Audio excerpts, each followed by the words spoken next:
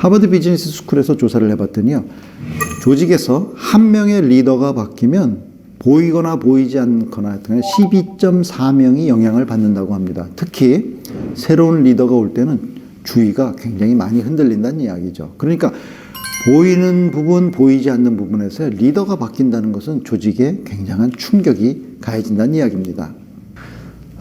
우리가 조직을 장악하고 업무를 장악하기 위해서 무엇을 해야 될 것인가를 우리가 다시 한번 정리해 보기 위해서는 반대편에 왜 리더들이 조직을 장악하고 업무를 장악하는데 실패할까? 그 실패 이유를 찾아보고 반대로 해보면 되겠죠. 첫째는요, 리더들이 자신의 강점에만 의지하려 하고 너무 자기 생각만 갖고 끌어가려고 한다 하는 게 첫 번째 가장 큰 이유였고요. 두 번째는 그 조직의 상황에 맞는 전략을 수립하지 못하더라. 그리고 세 번째는 리더가 자기의 상사와 얼라인하지 못하더라. 그리고 너무 자신의 팀만 바라보고 주위 이런 환경적인 부분, 또 요새 에코라는 말을 많이 하죠. 연결되는 부분들, 너무 사일로 이펙트에 빠져 있다. 이게 신임 리더들, 또 기존의 조직을 이끄는 리더들이 실패하는 4가지 이유로 이렇게 밝혀졌습니다. 그렇다면요, 자, 조직을 이끄는 리더분들이 이 조직과 업무를 잘 장악해서 잘 리드하시려면요, 4가지 주의하십시오. 선입견을 버리고 조직원들을 정확히 파악하셔야 됩니다. 두 번째는요, 그 조직의 상황에 맞는, 비즈니스 상황이겠죠, 상황에 맞는 전략을 수립해야 된다. 세 번째는 상사, 그 리더의 상사와 얼라인먼트 해야 된다. 네 번째는 우리 조직이 일을 하는데 필요한 협력 네트워크를 구축해야 된다. 이 4가지를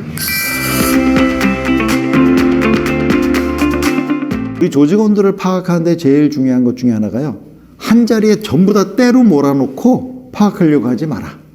왜? 그렇게 해서는 정확히 파악할 수 없다는 것이죠. 그래서 한 자리에 모으지 말고 1대1로 면담을 통해서 파악을 해라. 그리고 면담이나 미팅을 할 때는 반드시 준비하고 만나라. 신인 리더인 경우에는요, 그 팀의 키맨인 경우에는 가장 마지막에 면담하는 것을 권장합니다. 리더들이 상황을 제대로 전략을 구사하지 못하는 이유는요, 첫 번째가 상황 진단을 어떻게 해야 될지 모르더라. 어떻게 보면 알고 있다고 착각하고 있다는 것이죠. 상황 진단의 방법론을 모르더라. 그 다음에 알더라도 차별성 있게 차별화, 전략과 관리 방식을 차별화해야 되는데 차별성이 없이 그냥 하던 대로 습관적으로 하더라. 이 2가지가 가장 큰 실수하는 이유라고 합니다. 자, 그러면 상황 진단을 어떻게 하면 될까요? 공부하셔야 됩니다. 둘은 STARS 모델이라고 합니다. 조직을요, STRS 4가지 타입으로 한번 나눠보는 거죠. 자, S, 처음 S는 시작 상황입니다. 지속적인 성공 지속 상황이 있습니다. 이게 회생 상황도 있습니다. 회생 재조정 상황이 있죠. 자, 그러면 회생 상황과 시작 상황, 시작 상황과 회생 상황은 둘 다 중요한 것이 좀 구조 조정이 좀 필요하고, 그 다음에 프라이어리티를 매기는, 또 중점적으로 또 전략을 짜는 부분이 대단히 중요하겠죠. 그리고 더 중요한 것은 자원을 어떻게 활용하느냐, 그런 측면에서 전략을 수립하시는 게 맞을 것 같고요. 그 다음에 어떻게 보면 성공지속 상황은 도전적인 목표를 재설정해 주면서 우리 팀이 매너리즘에 빠지지 않게 하는 게 매우 중요하고요. 재조정 상황에서는요, 변화 관리, 또 변화를 해가면서 조직을 정비해 가는 게 매우 중요하다는 것이죠. 그래서 시작 상황과 회생 상황은 어떻게 보면 좀 헌터 기질의 리더십이 필요하다. 그 다음에 성공 지속 상황과 재조정 상황은 파머 스타일. 그러니까 뭐죠? 잘 갖고 와야 되는 리더십이 필요하고, 어떻게 보면 개척해야 되는 리더십이 필요하다. 자, 그러면 나는 어떤 스타일인가 여러분들이 아셔야 되겠죠. 나는 이런 스타일인데 지금 전략을 구사해야 되는 우리 조직의 상황은 그렇지 않다. 그건 별로 중요하지 않은 것 같습니다. 여러분들이 나의 스타일을 알고 그러면 어떤 부분들을 내가 개선해야 될 것인가는 얼마든지 할 수 있을 것이라고 생각합니다.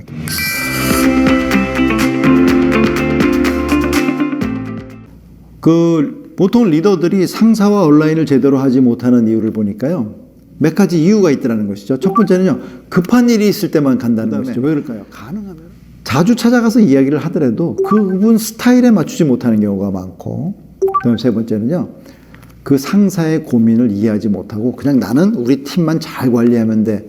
그래서 자꾸 시선을 아래로 두려고 하는 이런 것 때문에 상사와의 온라인에 문제가 생긴다고 합니다. 그래서 우리가 뭐 상대 성향에 맞춘다는 것은요, 아부하라는 얘기가 절대 아닙니다.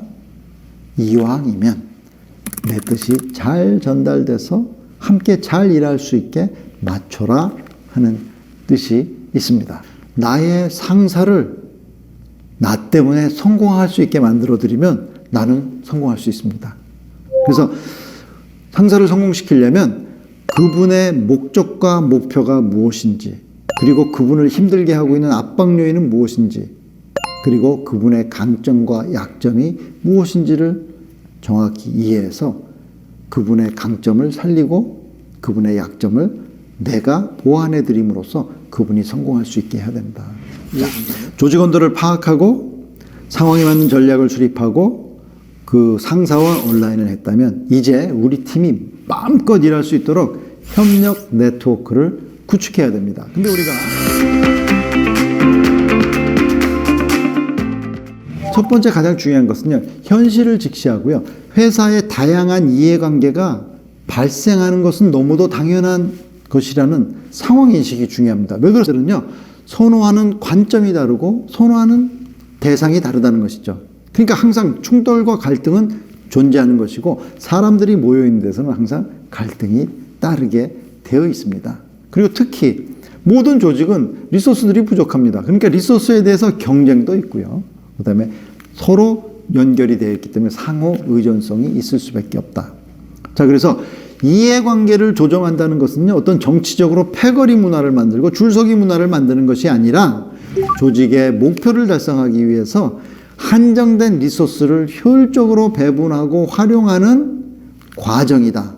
그래서 이해관계자들을 움직여서 결국은 조직 목표를 잘 달성하기 위한 것이다. 그러면 결국은 어떤 조직에서 다른 조직과의 이해관계를 조정한다는 것은 매우 중요하다는 것에 대한 이해가 중요합니다. 그러면 이해관계자들이 어떤 상황이냐를 이제 파악을 해야 되겠죠? 그러면은 이렇게 두 가지 기준을 갖고 한번 생각해 보시기 바랍니다.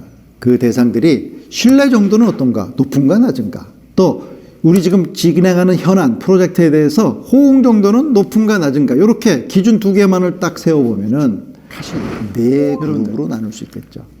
조직을 효과적으로 이끄시려면 가장 중요한 것이 그들이 성과를 창출할 수 있도록 만들어야 됩니다. 프레임을 알고 있는 것이 매우 중요합니다. 알아야 보인다, 아는 만큼 보인다. 자, 안다는 것은 설명할 수 있는 것이다. 설명할 수 있는 리더가 되시기 바랍니다.